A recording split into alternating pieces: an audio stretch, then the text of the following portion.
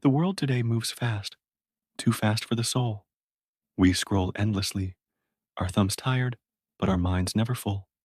We consume everything: news, opinions, images, status, but digest nothing. We compare our lives to strangers. We chase validation in pixels, and yet, deep within us, something feels hollow. But amidst the noise, there is another way, a quieter path, one walked slowly, one built on reason, not reaction, principle, not popularity, discipline, not drama. This is the way of the modern Stoic. In the days of Marcus Aurelius, the empire was vast. So too were the distractions: wars, power, corruption, flattery, betrayal. And yet Marcus found time, each day, to sit with his own mind. He did not wait for peace to come from outside. He created it within. That is the call of the Stoic today. Not to escape the world, but to remain centered in the middle of it. Let's begin where the problem begins: attention. The world today is not stealing your peace, it's stealing your focus. You cannot feel calm if you are always pulled. You cannot think clearly if you never pause. You cannot live with meaning if your mind is always borrowed, rented out to headlines, trends, and the opinions of people you'll never meet. Seneca warned us centuries ago: if you are everywhere, you are nowhere. Stoicism begins with reclaiming your attention. Take it back. Turn your gaze inward. Choose what enters your mind.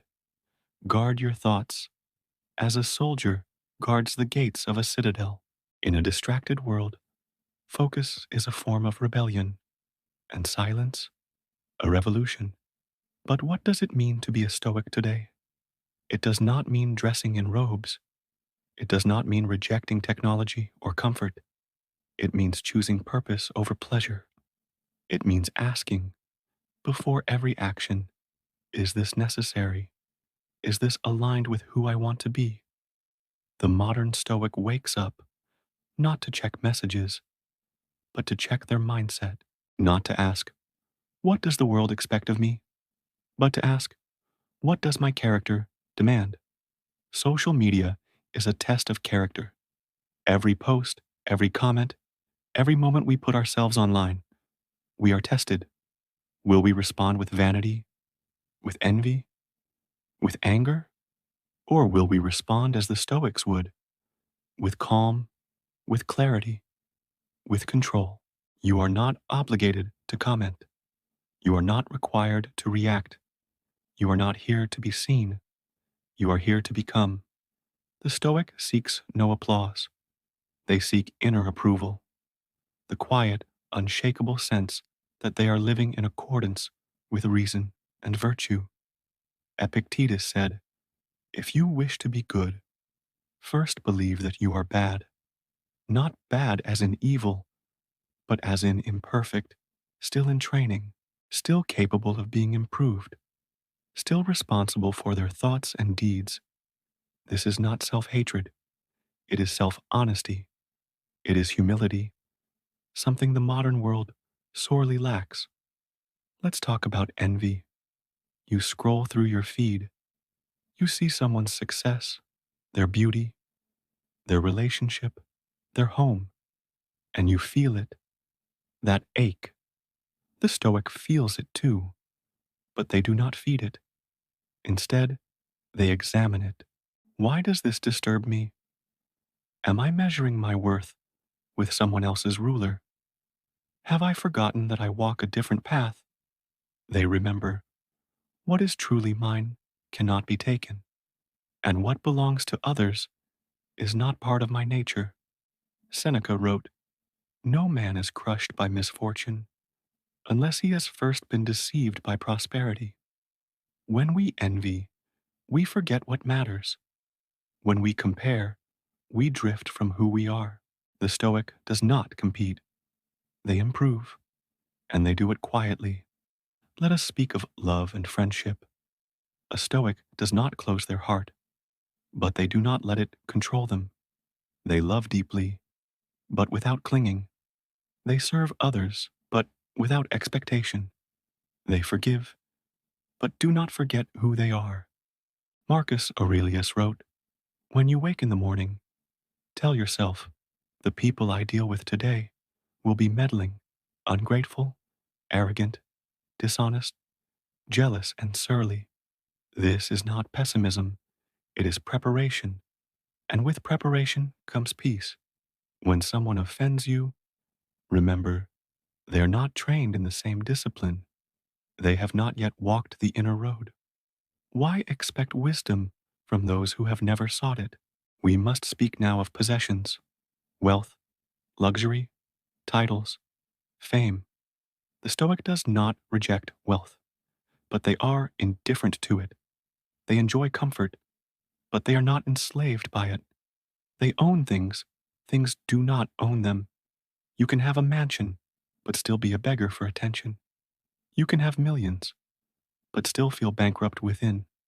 The Stoic understands this. What fortune gives, fortune can take. But character? That is yours forever. The Stoic asks not, how much have I earned today? But, have I acted with justice, courage, self-restraint, and wisdom? That is the true currency of a meaningful life. In times of crisis, the Stoic remains steady. They do not pretend things are easy.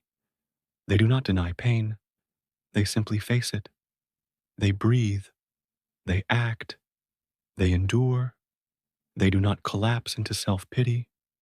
They rise quietly because they have practiced hardship. They have trained for discomfort.